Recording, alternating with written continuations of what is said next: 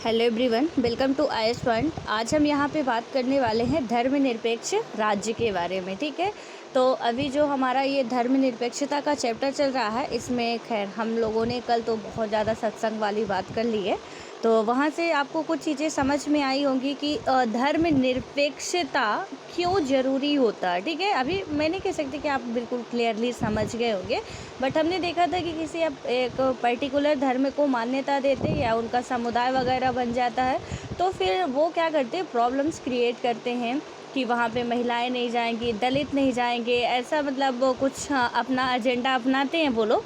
तो इसलिए कहीं ना कहीं फिर धर्मनिरपेक्षता करना ज़रूरी होता है, या आपको जो हमारे स्वतंत्रता के अधिकार होते हैं फिर देना ज़रूरी हो जाता है। ठीक है, तो इसमें से अभी मैंने कल आपको एक एग्जांपल भी बताया था, सबरीवाला मंदिर का जो था, सबरीमाला मंदिर का। ठीक है, तो जो केरला की है, वहाँ से अयप्पा लॉर्ड अयप्पा उस मंदिर में मतलब विराजमान है, तो उसमें महिलाओं के लिए प्रवेश वर्जित था। ठीक है, तो उनके पास राइट था, फंडामेंटल राइट था। आपको पता है कि धार्मिक स्वतंत्रता का हमें अधिकार है, और उसके बाद स्वतंत्रता का भी अधिकार है। तो आप उसमें देखेंगे कि कौन से आर्टिकल के तहत, मैंने बोला भी था कि आप लोग उसको सबरीवाला मंदिर का पूरा कर लीजिएगा, क्योंकि उससे क्या होगा कि आपको थोड़ा सा समझ में आएगा, एंड वो आपके एग्ज़ाम के लिए इम्पॉर्टेंट भी है।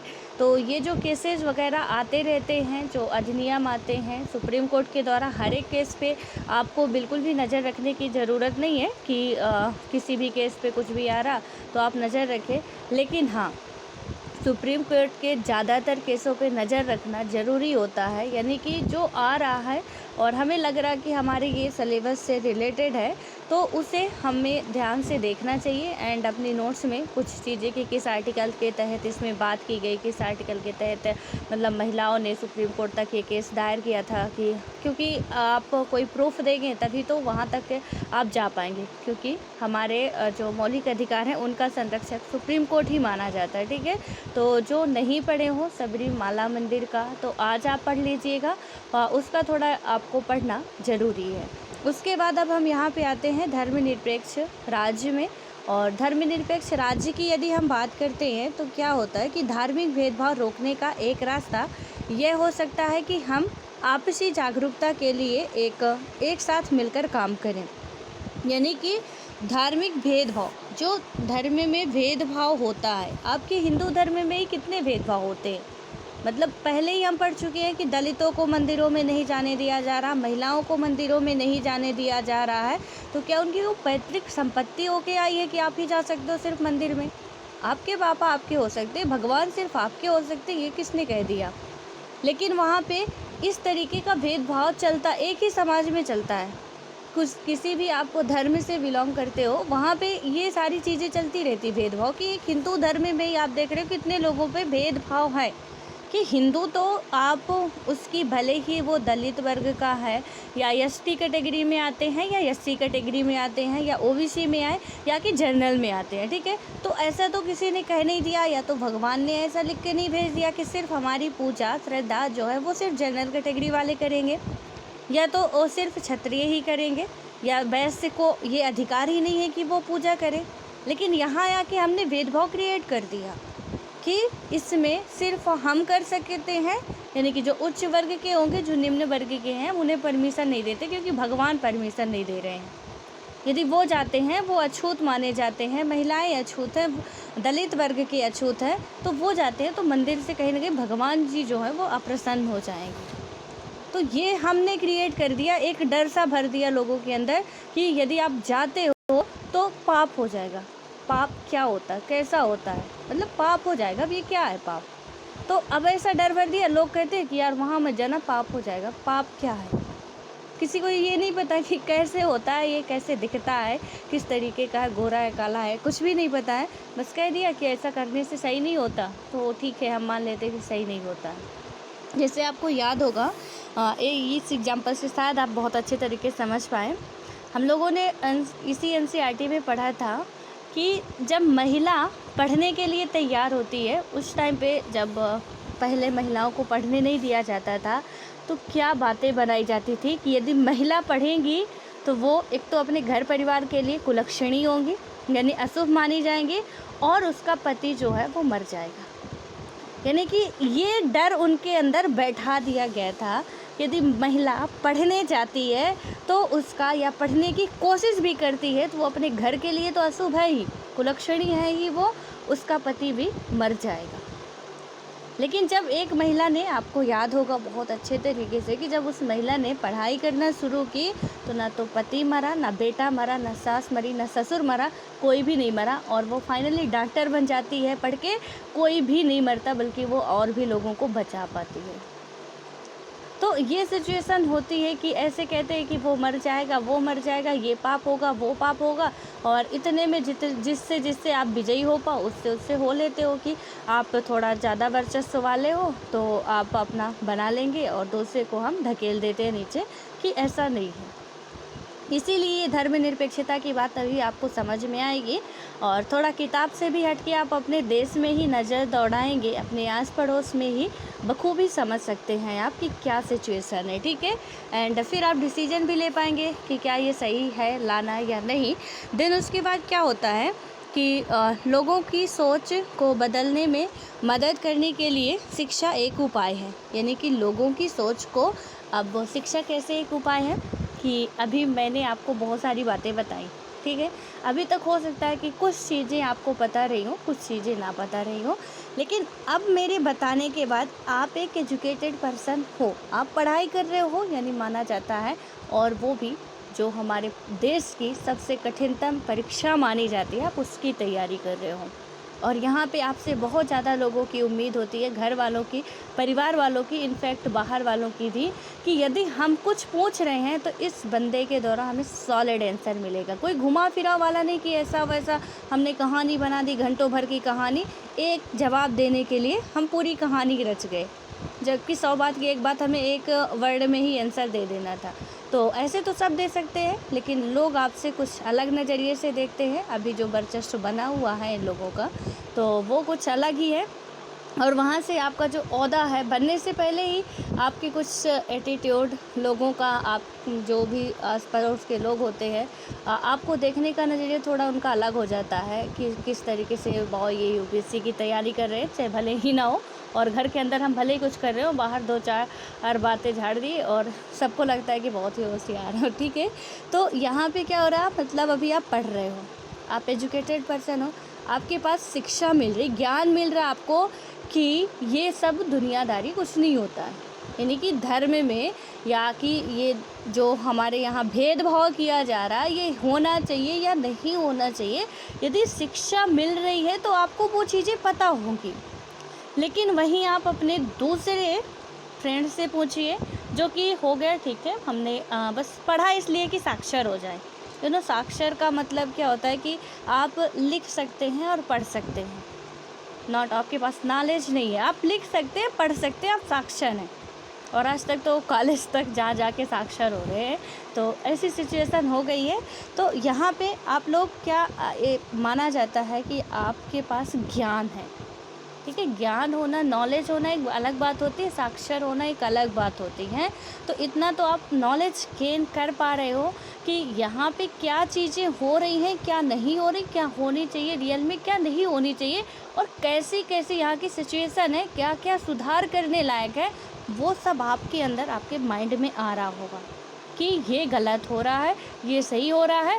अब आप एक एजुकेटेड पर्सन हो, और अब आपसे चाहे पीएम हो, चाहे सीएम हो, चाहे बहुत ही एक ऐसा इंसान आपके आगे आके बोले कि यहाँ से, यानी कि सूर्य पश्चिम से उदित होता है, लेकिन आपको पता है कि सूर्य पूर्व से ही उदित होता है, तो आप उनकी भी बातों को क्रॉस करने की हिम्मत रखेंगे, सीधे कान बंद करके सुन नहीं लेंगे कि जो वो बोल रहे हैं बिल्कुल सही होगा क्योंकि वो बहुत बड़े ओहदे पे हैं। बिल्कुल नहीं, क्योंकि एक शिक्षक, यानी कि एक जो शिक्षित व्यक्ति होता है, उससे बड़ा फिर कोई नहीं होता है। शिक्षा सबसे बड़ी चीज़ है, जिसके पास भी होती है वो बहुत महान इंसान होता है। हाँ, शिक्षा जिसके पास होती है, ज्ञान जिसके पास होता है, मैं साक्षर की बात नहीं कर रही हूँ, ठीक है। साक्षर अपने देश में लगभग सभी लोग हैं ही, लेकिन ज्ञान जिसके पास है उनकी बात कर रही हूँ। तो यहाँ पे अब ये माना जा रहा है कि आप लोगों के पास ज्ञान डेवलप हो रहा है, आप लोगों को चीज़ें पता हो रही हैं। अभी तक आप सिर्फ रट्टा मार के परसेंटेज ला रहे थे, अब आप सच में चीज़ों को समझ रहे हैं, पढ़ रहे हैं और थोड़ा आगे बढ़ने की कोशिश कर रहे हैं, ठीक है। तो इसमें क्या हुआ कि इसका एक उपाय हो सकता है कि भेदभाव लोग ना करें। आप लोग नहीं करेंगे, आप लोगों का सोचने का नज़रिया अलग होगा, हम लोगों का सोचने का नज़रिया अलग होगा। हम अपने फ्रेंड के साथ, चाहे वो एससी कैटेगरी से हो, सपोज आप एक जनरल कैटेगरी से आते हो या आप एक हिंदू हो, तो बिल्कुल ये तय है, आप शिक्षित हो, सब कुछ है। आप एक मुस्लिम अपने फ्रेंड के साथ अपनी टिफ़िन शेयर कर सकते हो, बखूबी उसी तरीके से कपड़े शेयर कर सकते हो, सब कुछ आप शेयर कर सकते हो। आपको कोई प्रॉब्लम्स नहीं होगी, क्योंकि वो चीज़ें आपको पता है कि ऐसा सब कुछ ये ज़्यादा मतलब क्या है और क्या नहीं है, ठीक है। तो वहाँ पे आपको प्रॉब्लम्स नहीं होगी। लेकिन जिनके अंदर वही विचारधाराएं भरी हुई हैं कि ऐसा ऐसा होता है, वो तो उनके अंदर तो मतलब टिफ़िन शेयर करना क्या, कि वो जहाँ से खा रहे हैं, जहाँ पे बैठ के वहाँ से कोई गुजर जाए ना, तो वो जितना भी खा रहे हैं वो बाहर पलट देंगे। ये सिचुएशन उनकी, क्योंकि उनके अंदर भरा हुआ है कि यदि ये दिख गया तो भैया ये तो बहुत अछूता आदमी है, हम कैसे देख लिए, अब तो खाना तो एक भी नहीं वाला, अंदर जाने वाला नहीं है। क्योंकि उन्हें चीज़ें पता नहीं होती हैं और वो पहले से जो भी बनी बनाई परंपराएं आ रही हैं, जो भी रूढ़वादी विचारधारा उनमें जकड़े हुए हैं। तो इसका एक उपाय शिक्षा हो सकता है। उसके बाद क्या होता है कि साझेदारी और पारस्परिक सहायता के व्यक्तिगत उदाहरण भी मतलब विभिन्न समुदायों के बीच पूर्वाग्रह और संदेशों का काम करने में योगदान दे सकते हैं। दिन उसके बाद है कि भयानक सांप्रदायिक दंगों के बीच हिंदुओं द्वारा मुसलमानों को अथवा मुसलमानों द्वारा हिंदुओं को बचाने की कहानियाँ पढ़ना हमेशा प्रेरणादायी होती हैं। यानी कि सांप्रदायिक दंगे, जो धर्म को लेके दंगे होते हैं, बिना मतलब दंगे होते वो अलग बात, सांप्रदायिक दंगे हो रहे हैं, आप अपने संप्रदाय के लिए दंगे कर रहे हो फालतू का, कि हिंदू मुस्लिम से लड़ रहे हैं, मुस्लिम हिंदू से लड़ रहे हैं, या कि कभी यदि कुछ वहाँ पे जो भी सांप्रदायिक दंगे हो गए तो ऐसा भी होता है कि एक हिंदू मुस्लिम का बचाव करता है, एक मुस्लिम हिंदू का बचाव करता है। तो इसमें से, और आपने सुना होगा मूवी में ही बताया गया था कि मतलब खून जो भी अपना होता है, कि जो सिख हैं या ईसाई हैं, जो मुस्लिम हैं, जो हिंदू हैं, उन सब का जो ब्लड होता है वो रेड ही होता है, ठीक है। आप एक मूवी देखे होंगे, मेरी सबसे बड़ी वीकनेस है कि मुझे मूवी का नाम याद नहीं रहता, ठीक है। मूवी के सीन याद रहते हैं कि क्या है। तो उस मूवी में था कि मतलब वो ब्लड देना था और वहाँ पे ये हिंदू मुस्लिम पूरा ये चल ही रहा था, इससे रिलेटेड मूवी है। तो उसमें कहा गया था कि मतलब सबने खून दिखाया चीर के कि ये तो खून जो है वो हम सब का एक ही कलर का है, फिर हम कहे कि ये हिंदू मुस्लिम सिख ईसाई, ये किस लिए फिर हमें ऐसा होता कि चलो हिंदुओं का जो ब्लड है वो रेड होता, मुस्लिमों का जो है वो ग्रीन होता, या उनका जो सिख का है उनका ब्लू होता, तो फिर हम कहते हैं कि हम अलग अलग हैं। यहाँ तो हम सब एक हैं। तो ऐसा तो कुछ नहीं है, आपके पैदा होने की प्रोसेस अलग होती, हमारे पैदा होने की प्रोसेस अलग होती, तो हम कहते हैं कि हम अलग हैं। यानी प्रकृति ने हमारे साथ कुछ भी अलग नहीं किया है। कोई एक ऐसा हमें बताइए आप, जहाँ पे आपको ऐसा लगता हो कि प्रकृति ने किसी भी धर्म वालों के साथ अलग किया हो, चाहे वो उनका जन्म हो, चाहे उनकी मृत्यु हो, चाहे उनका रहना खाना, ये सब हम क्या करते हैं, अपने से बनाते हैं, ठीक है। लेकिन जो प्रकृति के द्वारा किया जाता है वो सबके साथ समान होता है। एक हिंदू का भी एक्सीडेंट हो सकता है, एक मुस्लिम का भी हो सकता है, इसमें कोई बड़ी बात नहीं है। एक हिंदू को भी बीमारी हो सकती है वही वाली जो एक मुस्लिम को बीमारी है, कोई बड़ी बात इसमें नहीं है। अब हाँ, वो हमारा मैटर है कि हम किस तरीके से क्या करते हैं, क्या अपना बनाते हैं। आपके पास हाथ पैर, एक मुस्लिम के पास या एक सिख के पास या ईसाई के पास जितने भी हाथ पैर होंगे, ठीक है, वही एक हिंदू व्यक्ति के पास भी होंगे। फिर बताइए, प्रकृति ने हमें कहाँ से अलग करके भेजा है, किस तरीके से अलग करके उसने हमें भेजा है। खैर, सबके धर्म की मान्यता रखनी चाहिए, उनका जो भी अपना अपना धर्म है, हमारा अपना, आपका अपना है, हमें सबकी रिस्पेक्ट करनी चाहिए। बट मैं थोड़ा सा, आप जब एजुकेटेड पर्सन हो और यहाँ पे बताया जा रहा है कि शिक्षा ही एक माध्यम इसका हो सकता है, तो इसमें से हमें ये समझना चाहिए कि प्रकृति ने हम पे कोई भेदभाव नहीं किया है। तो एटलीस्ट हम जब कोई संकट में है उस टाइम तो ये हिंदू मुस्लिम सिख ईसाई वाला मैटर छोड़ दे, ठीक है। हम अपना अपना कर रहे हैं, बट कहीं पब्लिक प्लेस पे जा रहे हैं तो ये मैटर तो छोड़ ही देना कि वो हिंदू मुस्लिम ये दुनिया भरे का जो झमेला पाल रखे हैं। तो उससे कहीं ना कहीं क्या होगा कि थोड़ा हमारे देश के विकास होने में ना ज़्यादा आसानी हो जाएगी, क्योंकि हम सब मिल के काम कर रहे हैं, हम आपस में नहीं लड़ रहे हैं। तो इसमें यही बताया गया कि जब हम उनकी कहानियाँ पढ़ते हैं कि मुस्लिम हिंदू को बचाता है, हिंदू मुस्लिम को बचाता है, तो थोड़ा हमें उससे क्या मिलती है, प्रेरणा मिलती है। देन उसके बाद क्या होता है, लेकिन यह नामुमकिन है। लेकिन ये क्या हुआ, नामुमकिन है, बहुत ही रेयर केस आपको देखने को मिलते हैं। उसके बाद क्या होता है कि केवल शिक्षा या भलाई धार्मिक भेदभाव को मिटा सकते हैं, और ये तो आपको देखने को मिलते ही हैं। लेकिन यहाँ पे एजुकेशन बस इसको हटा सकता है। इसमें ये भी बताया गया कि कहीं ना कहीं ये भी थोड़ा सा आप नहीं कह सकते एग्जैक्टली। मैंने कल आपको बताया था ना एक फंडा कि कोई कहीं भी एग्जैक्टली आ जाए तो वहाँ पे तो मान लेना कि ये स्टेटमेंट तो गलत होने वाला है, किसी भी एंगल से वो सही नहीं होने वाला है। तो इसमें भी यही बताया गया कि एकमात्र शिक्षा, 100 में से एक शिक्षा उपाय हो सकता है, लेकिन एकमात्र शिक्षा उपाय हो जाए ये तो पॉसिबल नहीं है, ठीक है। बहुत से एजुकेटेड लोग आज भी उसी दकियन उसी विचारधारा पे जी रहे हैं, आज भी, ठीक है। तो हालांकि यहाँ पे मैं उनकी कहानियाँ बताने लगूँगी तो बहुत टाइम लग जाएगा, लेकिन मेरे कुछ जान पहचान के लोग हैं, अच्छे अच्छे ओहदे पे हैं, अच्छे मतलब इतने नॉलेजफुल वाले वो इंसान हैं कि आप कुछ भी पूछो उनसे सब कुछ आता है, सब कुछ वो पता है उन्हें, लेकिन अपने धर्म को लेके कुछ ज़्यादा ही सिंसियर हैं वो लोग। मतलब कि यहाँ तक सोच नहीं सकते कि इन इंसानों के पास ऐसा भी होता है कि ये ऐसा करते हैं। तो इसमें एकमात्र यही कहे थे, ये थोड़ा सा अटपटा होगा। उसके बाद क्या होता है कि आधुनिक समाज में राज्यों के हाथों में प्रचुर सार्वजनिक शक्ति निहित होती है। राज्य सत्ता जिस प्रकार काम करती है उससे क्या होता है कि अंतर सामुदायिक टकरावों और धार्मिक भेदभाव से अपेक्षाकृत कम ग्रसित समाज की रचना के प्रयासों पर निर्णायक प्रभाव पड़ता ही है। इस कारण क्या होता है, हमें यह देखने की ज़रूरत है कि धार्मिक टकराव रोकने और धार्मिक समानता को प्रोत्साहित करने के लिए किस किस्म की राज्य सत्ता आवश्यक है। यहाँ पे राज्य सत्ता का भी एक बहुत बड़ा रोल होता है, इसलिए इन सबको रोकने के लिए हमें ये देखना होगा कि किस तरीके की हम राज सत्ता को यहाँ पे लाएं। पता चले हमने ला दिया ऐसी राज सत्ता, मतलब ऐसे व्यक्ति को राज सत्ता पे बैठा दिया जो कि अपने धर्म को मानने वाला कट्टर अनुयायी है, ठीक है, कट्टर विरोधी नहीं है, कट्टर अनुयायी है। और उस टाइम पे क्या हुआ कि अदर धर्म वाले जो हैं उनको तो वो निपटा देगा। जब वो कट्टर अनुयायी में आ जाता है या कट्टर विरोधी में, तो फिर वो टिट फट टैट वाला ही करते हैं कि जैसे का तैसा, यानी कि हम हैं तो हैं, दूसरा नहीं रहने वाला है। इसे या तो निपटाओ या तो अपने धर्म में लाओ, दो में से एक ही होगा। या तो इसे फिर यहाँ से ख़त्म ही करो, नामो निशान ही मिटा दो इसका, या तो फिर इसे अपने धर्म में लाओ।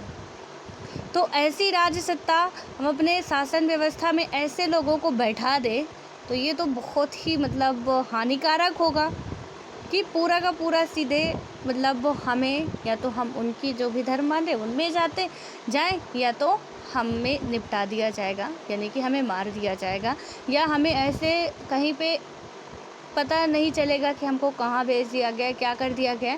हमारे आस पड़ोस वाले ढूंढते रहेंगे कि इस नाम का भी कोई व्यक्ति था, वो कहाँ गया, तो पता भी नहीं चल पाएगा, ऐसे गुमनाम करेंगे। तो ऐसे सत्ता में लाना ऐसे व्यक्ति को सही नहीं होगा। सपोज मान के चलिए कि आप में से ही कई लोग ऐसे हो सकते हैं कि मतलब अपने हिंदू धर्म को या मुस्लिम धर्म को या किसी भी धर्म को बहुत ज़्यादा मान्यता देते हों, और यही मान्यता आपके जॉब में दिखाई देने लगे तो प्रॉब्लम्स वहाँ भी क्रिएट होगी। यही मान्यता यदि जॉब में दिखाई देने लगे, आप एथिक्स पढ़ोगे तो उसमें बिल्कुल साफ साफ लिखा हुआ है कि हमें एक नौकरशाह को ये धर्म वगैरह की चीज़ें साइड में थोड़ा रखना पड़ता है। आप अपनी निजी लाइफ में कुछ भी करिए, लेकिन आप एक पब्लिक सर्वेंट हो और वहाँ पे आप अपने निजी धर्म को लागू कर रहे हो, तो ये कहीं ना कहीं बहुत ज़्यादा गलत बात होगी। अभी यहाँ पे एक यूपीएससी स्टूडेंट ही है और उसमें से मैंने उसकी थोड़ी सी सोच जानने की कोशिश की और क्या थी, मतलब इतनी घटिया सोच। हो सकता है कि अपने हिसाब से वो सही बोल रहे हों या कुछ भी, तो उनकी मतलब पढ़ने लिखने में सब कुछ मेंस वगैरह निकल चुका है, लेकिन इसमें से कि क्या है कि मतलब मैं एक हिंदू धर्म वाला हूँ, मैं कट्टर ब्राह्मण अनुयायी हूँ, हिंदू धर्म को मानने वाला हूँ, और यहाँ पे जब भी मेरे ऑफिस में कोई भी आएगा, कोई भी आए, किसी भी धर्म वाला आएगा, मैं उनका सबसे पहले उनको मैं साइड में रखे हिंदू धर्म मतलब हिंदू धर्म को मानने वाले यदि गलत भी करते हैं तो हम उनका सपोर्ट करेंगे।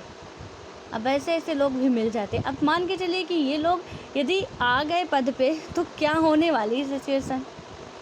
ऐसे सोच रखने वाले लोग मिलते हैं। अब वो पता नहीं कि मुझे बहकाने के लिए ऐसा बोला जा रहा था या खुद उसकी सोच ऐसी है, लेकिन ये मुझे कतई अच्छी नहीं लगी। मैंने उससे कहा भी कि भाई यार तो किसी की लाइफ बर्बाद मत कर, छोड़ दे, अच्छा होगा, या तो कहीं और देख लो, अपना एक यूनियन बना लो, अपना एक संगठन बना लो। बहुत इस दुनिया में आपके धर्म का प्रचार प्रसार करने के लिए है, लेकिन वहाँ पे जाके ऐसा मत करना कि गजब ही हो जाए।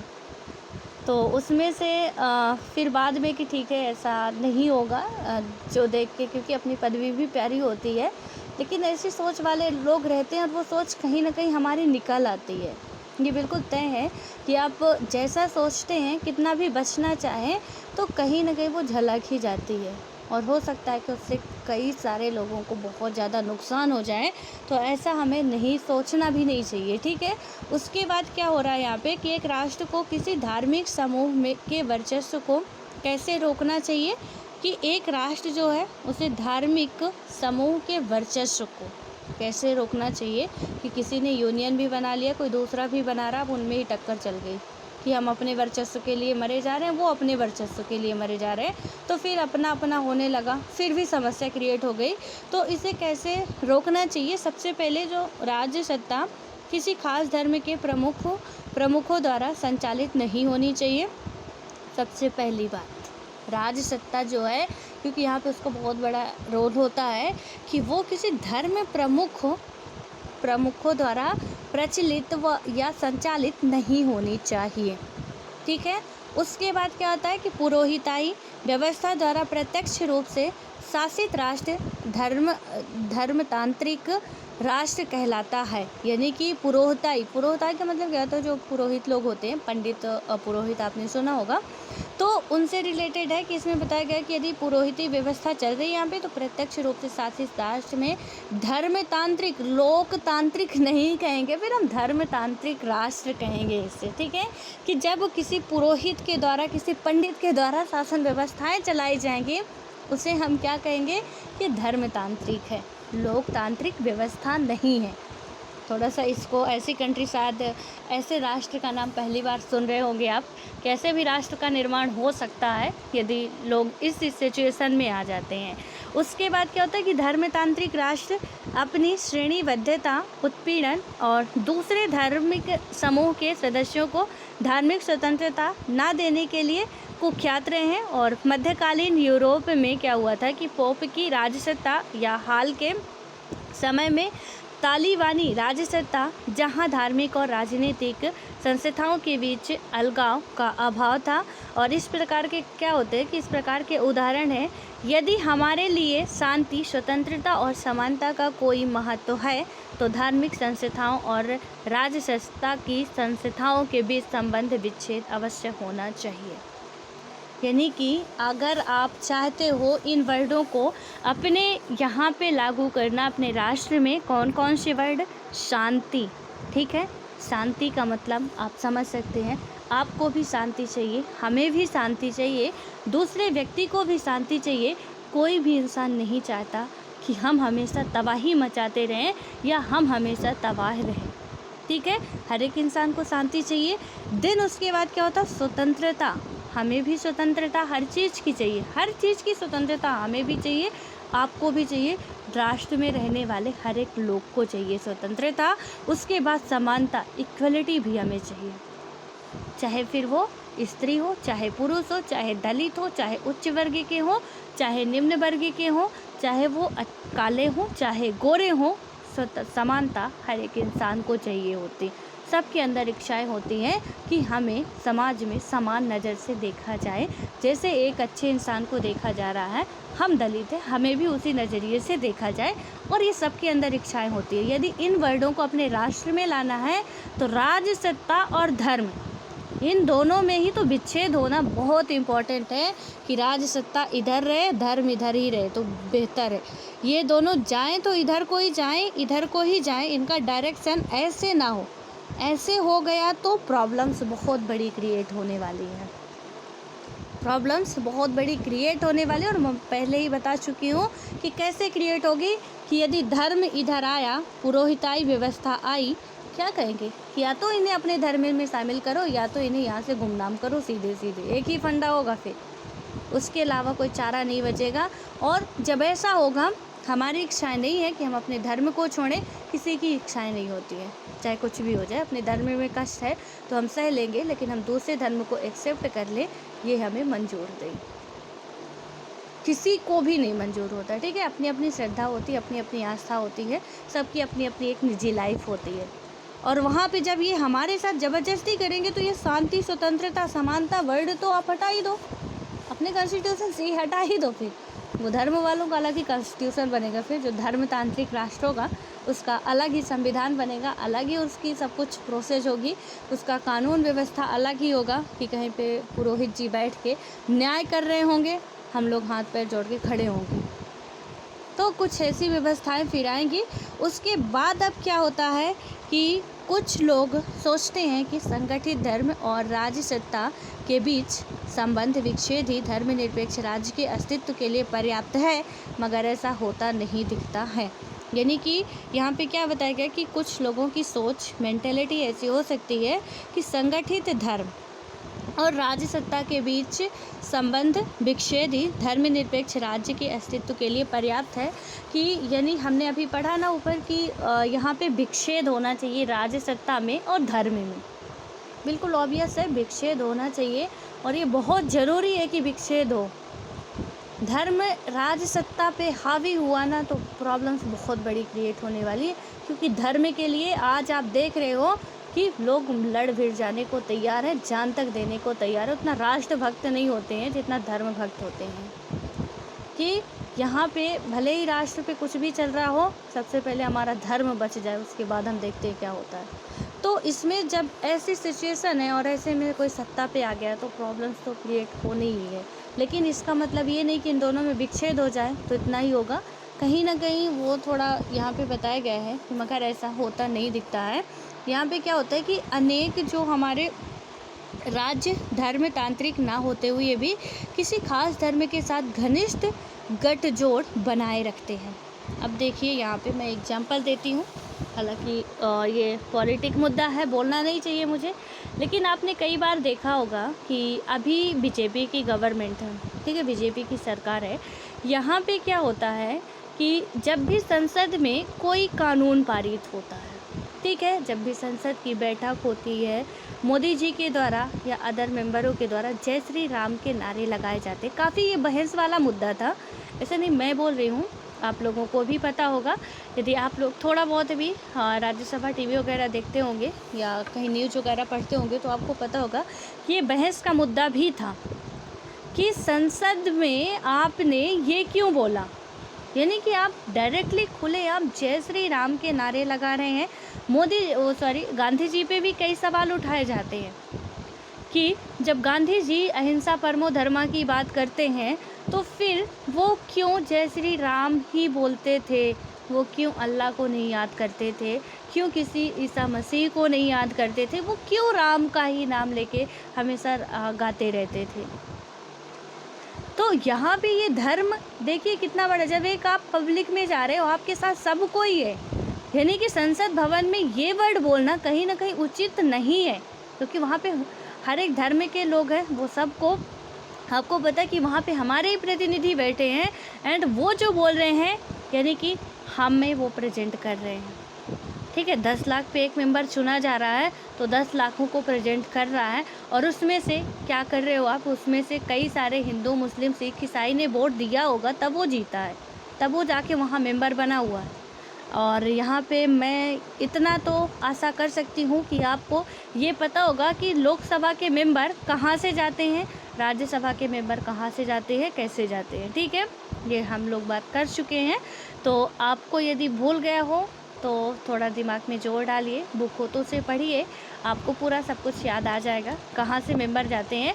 तो उसमें से जब वहाँ वो मेंबर बनते हैं, उसके सदस्य होते हैं, तो आपको ये कहना तो बिल्कुल उचित नहीं होता कि आप जय श्री राम के नारे लगाएं, ठीक है। आपका, मैंने बताया ना कि आपका निजी लाइफ हर एक इंसान की होती है, आप कुछ भी करिए, कोई प्रॉब्लम्स नहीं है किसी को, लेकिन आप एक पब्लिक प्लेस में ऐसा मत करिए कि जहाँ की गालियों की बरसात हो जाए, या कि किसी दूसरे व्यक्ति को सीधे आपके बोलने से उसका सीन छलनी हो। ये भी वर्ड हमें इस्तेमाल नहीं करना चाहिए कि एक हमारे देश के प्रधानमंत्री के द्वारा खुलेआम बोला जा रहा जय श्री राम। प्रधानमंत्री हैं आप, आपको सब मानते हैं, हिंदू, मुस्लिम, सिख, ईसाई सब मानते हैं, फिर ऐसा नहीं कह सकते हम। आप वंदे मातरम कह दीजिए, भारत माता की जय कहिए, कोई प्रॉब्लम्स नहीं है, सब देशभक्त हैं। लेकिन हम जय श्री राम कहें तो ये कहाँ की बुद्धिमानी है। काफ़ी बहस का मुद्दा था, खैर हम लोग इसमें बहस नहीं करेंगे, बस आप जान के इसे रखिए। और एक बात और बता दूं कि थोड़ा इस मुद्दे में आपको घुसने की भी ज़रूरत नहीं है। आप घुसेंगे तो नैया पार नहीं लगेगी, कुछ नहीं होने वाला यहाँ पे। वो उनका राजनीतिक एजेंडा जो कर रहे हैं सो कर रहे हैं, अपने को मैटर वो नहीं करता है कि वो क्या कर रहे हैं। बस थोड़ा सा ये समझिए इसमें कि राज्य सत्ता में यदि धर्म आ गया ना तो प्रॉब्लम्स कैसे क्रिएट होती है। हालांकि यहाँ पे अभी धर्म तो नहीं कह सकते हैं, लेकिन जो अभी बताया ना कि इससे अछूते भी नहीं होते हैं, तो मैंने उसी का एग्जांपल दिया कि हाँ रियल में इससे अछूते नहीं होते हैं। कि जब एक प्रेसिडेंट के द्वारा ऐसा बोला जा रहा, महात्मा गांधी जितने आइडल माने जाते थे सबके, लेकिन वो भी राम का नाम ही लेते थे।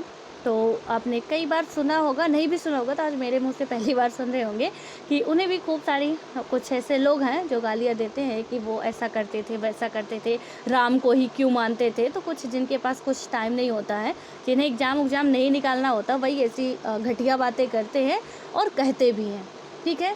बाकी हमें तो मतलब है भैया, हमें तो चाहे बुरे हों चाहे अच्छे हों उनकी तारीफ़ ही करनी है, क्योंकि एग्जामिनर उसी से खुश होने वाला और नंबर देने वाला है। तो हम लोग ज़्यादा ना पड़े उनके चक्कर में कि वो कैसे थे, उनकी निजी लाइफ क्या थी, क्या नहीं थी, कैसे क्या था, वो सब कुछ हमें मैटर नहीं करता है, ठीक है। करना भी नहीं चाहिए, अपने काम से काम है कि हमें एग्ज़ाम निकालना है, उतना ज़रूरी है हमारे लिए, उतना ही करना है। बाकी सब कुछ जाए अपना साइड में, जो वेस्टेज है उसे निकालते जाइए, कोई फ़ायदा नहीं है, टाइम वेस्ट आप करेंगे उसके अलावा। तो इसलिए कुछ ऐसी घटिया बातों पे ना इंटरेस्ट भी नहीं जगाना कि हम उनकी निजी लाइफ के बारे में जानें, या क्या थे, कैसे थे, कितनी गर्लफ्रेंड थी, कितने बॉयफ्रेंड थे, क्या उन्होंने किया, क्या नहीं किया, वो हमें जानने की ज़रूरत नहीं होती। यूट्यूब वगैरह में ना कई बार दिख जाता है कि राम जी की इतनी गर्लफ्रेंड थी, मतलब हद है यार कि राम भगवान जो हैं या सीता के साथ किसने क्या किया, कुछ भी थंबनेल बना के लगा देते हैं। तो वो सब आपको नहीं बचना है उनसे, मैं ये कहना चाह रही हूँ। लेकिन हाँ, यहाँ पे थोड़ा समझ के चलिएगा कि राज्य सत्ता कैसे, इससे मतलब एग्जैक्टली नहीं कह सकते कि अछूता ही रहता है। उसके बाद क्या होता है, एग्जाम्पल यदि हम देखते हैं यहाँ पे कि धर्मतांत्रिक ना होते हुए भी किसी खास धर्म के साथ घनिष्ठ गठजोड़ बना के रखता है। उसके बाद है कि जो 16वीं सदी में क्या हुआ था, इंग्लैंड का राजपुरोहित वर्ग द्वारा संचालित ना होते हुए भी स्पष्ट रूप से आंग्ल चर्च और इसके सदस्यों का पक्ष पोषण करता था। इंग्लैंड में क्या होता था कि इंग्लैंड में स्थापित आंग्ल चर्च का सुस्थापित ईसाई धर्म राष्ट्र का आधिकारिक धर्म भी था। आज सुन्नी इस्लाम पाकिस्तान का आधिकारिक राजधर्म है। ऐसे शासन तंत्रों में आंतरिक विरोध या धार्मिक समानता की तनिक भी गुंजाइश नहीं होती है। यानी कि इसमें क्या बताया गया कि सुन्नी, जो हमारे सुन्नी इस्लाम पाकिस्तान की आधिकारिक राजधर्म है, तो ऐसे में क्या हुआ कि शासन तंत्रों में क्या हुआ कि आंतरिक विरोध या धार्मिक समानता की तनिक भी गुंजाइश फिर नहीं होती है। उसके बाद क्या होता है यहाँ पे कि सचमुच धर्मनिरपेक्ष होने के लिए राज्य सत्ता को न केवल धर्मतांत्रिक होने से इनकार करना होगा, बल्कि उसे किसी भी धर्म के साथ किसी भी तरह के औपचारिक कानूनी गठजोड़ से परहेज करना होगा। तो यहाँ पे आपको सिर्फ और सिर्फ यदि हमें धर्मनिरपेक्षता की स्थापना करनी है तो राजसत्ता को यहाँ पे क्या करना होगा कि उसे सिर्फ ये धर्मतांत्रिक होने से इनकार बस नहीं करना होगा, उसे क्या करना होगा कि धर्म के साथ किसी भी तरह के औपचारिक कानून गठजोड़ से परहेज भी वो करेगा। मैंने बार बार कहा कि अपनी निजी लाइफ में आप किसी पोस्ट में भी हो, आप राजनेता भी बनते हो, कुछ भी करिए, निजी लाइफ में कोई नहीं रोकने वाला है। चाहे आप राम को पूजिए, चाहे कृष्ण को पूजिए, चाहे अल्लाह को पूजा करिए, कुछ भी कोई नहीं बोलने वाला। लेकिन यदि आपने पब्लिक प्लेस पे, जहाँ पे आप कई सारे पब्लिक को वहाँ पे बात कर रहे हो, प्रेजेंट कर रहे हो, और उस टाइम आप ऐसा यदि कर रहे हो तो बहुत गलत है। इससे आपको बचना। एक राजनेता सिर्फ एक हिंदू वर्ग का नहीं होता, एक राजनेता एक हिंदू वर्ग को बस प्रतिनिधित्व नहीं करता है, ये उसे याद रखना होगा, क्योंकि वोट उसे हिंदू वर्ग बस नहीं देता, कई सारे धर्म के लोग मिलकर जिताते हैं। तो उस इंसान के द्वारा ये उम्मीद की जाती है कि वो इससे दूर रहे। जो सरकार होती है ना हमारी, तो सरकार सिर्फ एक वाली नहीं होती है, इसलिए उसे ये सारी बातें सोच समझ के चलनी होती है। एंड इसमें यही बताया गया कि धर्मनिरपेक्ष राज्य तभी होगा जब हम क्या करेंगे कि किसी राज्य विशेष के द्वारा, यानी कि किसी राज्य विशेष के द्वारा किसी धर्म को, पर्टिकुलर एक धर्म को मान्यता ना दी जाए। धर्मनिरपेक्षता की डिफिनेशन इसीलिए बनाई गई, किसी राज्य विशेष, कोई पब्लिक के द्वारा नहीं बताया गया है। यहाँ पे कोई राज्य सरकार ऐसा ना करे कि किसी एक धर्म को मान्यता दे, या कोई राष्ट्र एक धर्म को मान्यता दे, ऐसा नहीं होना चाहिए। तभी हम कहेंगे कि वो धर्मनिरपेक्ष राष्ट्र है या राज्य है। इसमें यही बताया गया कि राज्य सत्ता कम से कम इससे तो 100 कदम दूर ही रहे, वही बेहतर होगा। देन उसके बाद क्या होता है कि धर्म और राज्य सत्ता के बीच संबंध विच्छेद धर्मनिरपेक्ष राज्य सत्ता के लिए जरूरी है, मगर केवल यही पर्याप्त नहीं है। धर्मनिरपेक्ष राज्य को ऐसे सिद्धांतों और लक्ष्यों के लिए आवश्यक प्रतिबद्ध होना चाहिए जो अंशतः ही सही गैर धार्मिक स्रोतों से निकलते हों, और ऐसे लक्ष्यों में शांति, धार्मिक स्वतंत्रता, धार्मिक उत्पीड़न, भेदभाव और वर्जना से आज़ादी, और साथ ही अंतर धार्मिक व अंतः धार्मिक समानता शामिल रहनी चाहिए। ठीक है, तो इनमें से आपको ये थोड़ा सा समझ में आ रहा होगा पूरा पढ़ने के बाद कि सीधे सीधे कहा जा रहा है कि राज्य सरकार जो है इनसे तो दूर रहे। ठीक है, तभी धर्मनिरपेक्ष राष्ट्र हमारा बन पाएगा। और इन लक्ष्यों को प्रोत्साहित करने के लिए क्या होता है कि राज्य को संगठित धर्म और इनकी संस्थाओं, यानी कि इसकी संस्थाओं से कुछ मूल्यों की खातिर आवश्यक ही पृथक रहना चाहिए। बहरहाल क्या होता है कि यह मानने का कोई कारण नहीं है कि राजनीतिक धर्मनिरपेक्षता किसी एक ही रूप में सामने आती है। वास्तव में होता क्या है कि इस पृथकता के विविध रूप हो सकते हैं, यानी कि जो ये अलगाववाद है इसके कई सारे रूप हो सकते हैं, जो इस पर निर्भर है कि यह संबंध विच्छेद किस प्रकार हासिल किया गया है, किन खास मूल्यों को वह बढ़ावा देना चाहता है, और उसके बाद क्या होता है कि यहाँ इन मूल्यों को कैसे परिभाषित किया गया है। अब हम ऐसी 2 संकल्पनाओं पर विचार करेंगे। एक है मुख्य धारा की पश्चिमी संकल्पना, जिसका सर्वोत्तम जो नमूना है अमेरिकी राज्य है, और उसके बाद क्या होता है दूसरा हमारा है वैकल्पिक संरचना, यानी कि एक क्या है मुख्य धारा की पश्चिमी संकल्पना है, दूसरी है वैकल्पिक जो संकल्पना है जिसका सर्वोत्तम उदाहरण भारतीय राज्य है। यानी कि पाश्चात्य जो संकल्पना है इसका सर्वोत्तम जो उदाहरण है वो अमेरिकी राज्य है, लेकिन जो वैकल्पिक संकल्पना है इसका जो हमारा सर्वोत्तम एग्जाम्पल है वो भारतीय राज्य है। अब इन दोनों के बारे में ही हम लोग चर्चा करेंगे कि इन दोनों में ही क्या कैसे है। ठीक है, जो धर्मनिरपेक्षता का यूरोपीय मॉडल है, उसके बाद यहाँ पे हमारा आएगा जो दूसरा वाला कि किस तरीके से ये जो संकल्पनाएं हैं अपने राष्ट्र के लिए, धर्मनिरपेक्षता का भारतीय मॉडल और यूरोपीय मॉडल। यूरोपीय आप यहाँ पे यूरोप कॉन्टिनेंट आपको पता होगा और मैं भी कई बार बता चुकी हूँ, और थोड़ा सा प्लीज़ मैप पे आप लोग वर्क करिए, जितना ज़्यादा से ज़्यादा हो सके वर्क उस पे करिए। यूपीएससी का सिलेबस छोटा नहीं है और ये बहुत बनी बनाई बात है।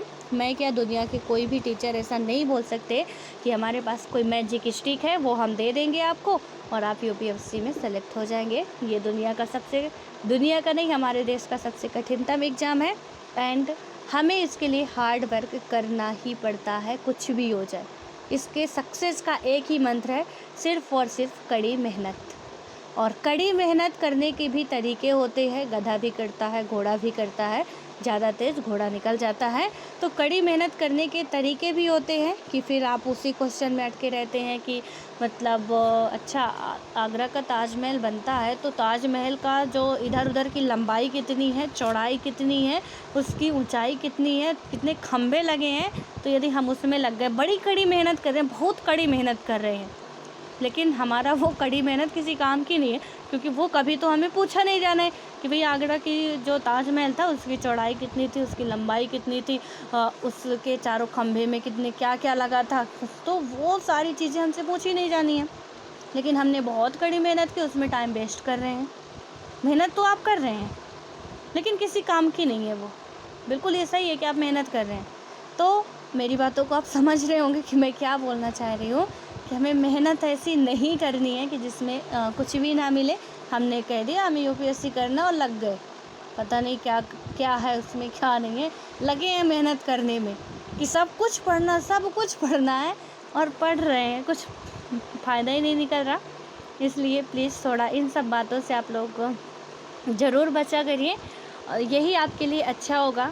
एंड हम सब भी, हिंदी मीडियम वाले भी, हम एग्ज़ाम आसानी से पास कर सकते हैं यदि हम सही डायरेक्शन पे चलें तो। आपके कुछ इंग्लिश मीडियम वाले या आईआईटी वाले कुछ फ्रेंड्स होंगे, थोड़ा उनकी स्ट्रेटेजी देखिएगा, उनकी पढ़ाई देखिएगा। वो कोई यार अलग से दुनिया से नहीं आए होते हैं, कोई एलियन नहीं होते वो लोग। मैंने देखा, जो मैं बता रही हूँ आपको, कि उनसे ये कुछ मतलब नहीं होता कि कैसे दुनिया भरेगा। सीधे सीधे भैया इतना आना, इतना पढ़ना है और कुछ मतलब नहीं हमसे कि क्या है कैसे है, बस वो एग्जैक्टली इतना ही कंप्लीट करना है। उसके बाद जो क्वेश्चन कुछ ना भी बनते तो वो मान लेते कि कुछ क्वेश्चन किसी से भी नहीं बनते हैं जो हमसे नहीं बन रहे।